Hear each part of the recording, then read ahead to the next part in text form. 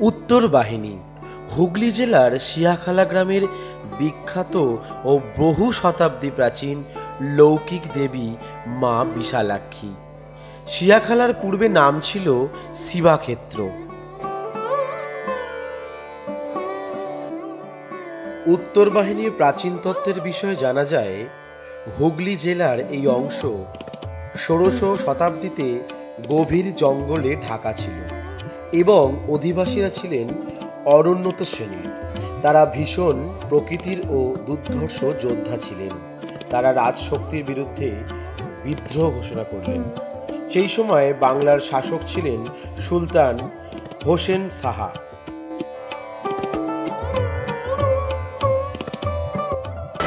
পাঁচশো বছরের ইতিহাসকে আগলে দাঁড়িয়ে আছে মা বিশালাক্ষী।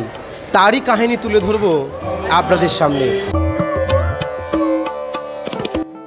সুলতান হোসেনের উজির ছিলেন শ্রীকৃষ্ণমঙ্গল রচিতা গোপীনাথ বসু বা পুরন্দর খাঁ। যুদ্ধ বিষয়ে তিনি ছিলেন দক্ষ। তিনি শিয়াখালা অঞ্চলে এই আদিবাসীদের দমন করেন, যে কারণে পুরন্দর খাঁ এই অঞ্চল সুলতানদের কাছ থেকে জায়গির হিসাবে পান এবং শিয়াখালার নিজের প্রাসাদ ও উত্তর বাহিনীর মন্দির তৈরি করেন। দেবীর উৎপত্তি সম্পর্কে আজ থেকে প্রায় 500 বছর আগে এই শিয়াখালা গ্রামে এক শাণ্ডিল্য গোত্রীয় এক ব্রাহ্মণ বসবাস করতেন। তারা বিদ্যা বিমুখ পুত্র সন্তান ছিল। লেখাপড়ায় তার মন ছিল না। একদিন সেই ব্রাহ্মণ রেগে গিয়ে তার গৃহিণীকে আদেশ দিলেন যে তার ছেলেকে ভাত দেওয়ার পরিবর্তে থালা করে যেন ছাই পরিবেশন করা হয়। স্বামীর কথা শুনে স্ত্রী ছেলেকে ভাতের পরিবর্তে সত্যই ছাই পরিবেশন করলেন। এই দেখে সেই ব্রাহ্মণ সন্তান রাগে দুঃখে নিজের জীবন বিসর্জন দিতে পাশের কৌশিকী নদীতে ঝাঁপ দেন। ঝাঁপ দেবার পর জলের মধ্যে তার হাতে একটি বস্তু ঠেকে। জলের উপরে উঠে তিনি দেখেন সেটি একটি পাথরের দেবী মূর্তি। সেই সময় তিনি একটি দৈববাণীও শোনেন, আমি বিশালাক্ষী, উত্তর বাহিনী নামে আমাকে এখানে তুই প্রতিষ্ঠা কর এবং আমার নিয়মিত পূজা অর্চনার ব্যবস্থা কর। দৈববাণী শুনে ওই ব্রাহ্মণ সন্তান পাশে একটি চালাঘর তৈরি করে দেবীর মূর্তিটি প্রতিষ্ঠা করে। এখানে একটা কৌশিকী নদী ছিল, তার দুপাশে ছিল মহাশ্মশান এবং এখানে ব্রাহ্মণ পণ্ডিতের টোল ছিল। সেই টোলে এক পণ্ডিতের ছেলে মূর্খ হয়, বিদ্যা অর্জন করেনি। তখন তাকে অনেক চেষ্টা করার পর যখন তার বাবা পারল না, তখন মাকে বললো ছেলেকে খেতে দেবে না, ছাই খেতে দেবে। মা স্বামীর কথা রেখে ভাত বেড়ে ওটা ছাই পাতে দিয়েছিল। তখন ও জিজ্ঞেস করলো, মা ছাই কেন? ও বললে, তোমার পিতার আদেশ, তুমি তো বিদ্যা অর্জন করলে না, শাস্ত্র শিখলে না, তাই তোমাকে এই ছাই খেতে দিয়েছে।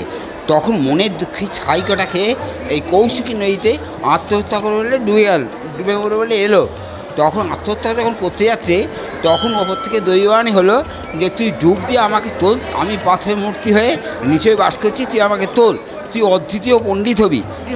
সেই মাকে প্রতিষ্ঠা করে পুজো করতে আরম্ভ করলো। সেই থেকে কালক্রমে এই মন্দির প্রতিষ্ঠা হলো। বর্তমানে যে পাথরের মূর্তিটি মন্দিরে স্থাপিত, সেটি 1340 বঙ্গাব্দে 16ই আষাঢ় প্রতিষ্ঠা করা হয়। তাই 16ই আষাঢ় মন্দিরে বাৎসরিক উৎসব পালন করা হয়। দেবীর নতুন ঘট প্রতিষ্ঠিত হয় শারদীয়ার শুক্লা একাদশী তিথিতে। আষাঢ় মাসের 16 এবং 17 তারিখ 2 দিন বাৎসরিক উৎসব উপলক্ষে মন্দিরে অসংখ্য ভক্তের সমাগম হয়। উত্তর বাহিনীর ভোগ গ্রহণের জন্য শিয়াখালা তো বটেই, আশেপাশের গ্রামের মানুষ ছাড়াও দূর দূরান্ত থেকে বহু মানুষ মন্দিরে ভিড় করেন। এই উপলক্ষে মন্দির চত্বরে মেলা বসে। আলোক মেলায় সজ্জিত হয়ে ওঠে মন্দির। রাজবল্লভী আর উত্তর বাহিনী মা দু বোন।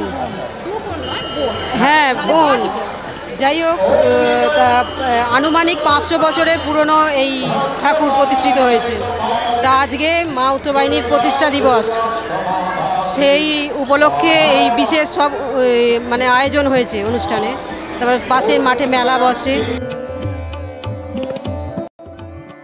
উত্তরবাহিনী দেবীর বহুকাল পূর্বেও খ্যাতি ছিল, তা জানা যায় মধ্যযুগে রচিত মঙ্গল কাব্য থেকে। রূপরামের ধর্মমঙ্গলে আছে, শ্মশানে বন্দিলাম শ্যামা করাল বদনী, সেই খালায় বন্দিলাম উত্তর বাহিনী। এই মা উত্তর বাহিনী যে আমাদের আছে, আমরা তো সব সময় বিশ্বাস করি।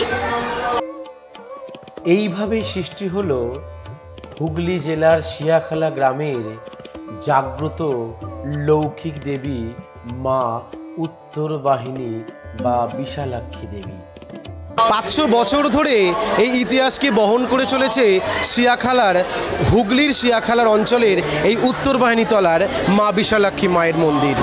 বিপি নিউজ বাংলা দেখতে থাকুন, আর অবশ্যই আমাদের চ্যানেলকে সাবস্ক্রাইব করুন এবং পাশে থাকা বেল আইকনটি অন করে রাখুন, যাতে নতুন নতুন এত সুন্দর সুন্দর ভিডিও আপনারা পেতে পারেন। Bureau report, BP news Bangla. ধর্ম সবার, কর্ম আমাদের। নমস্কার।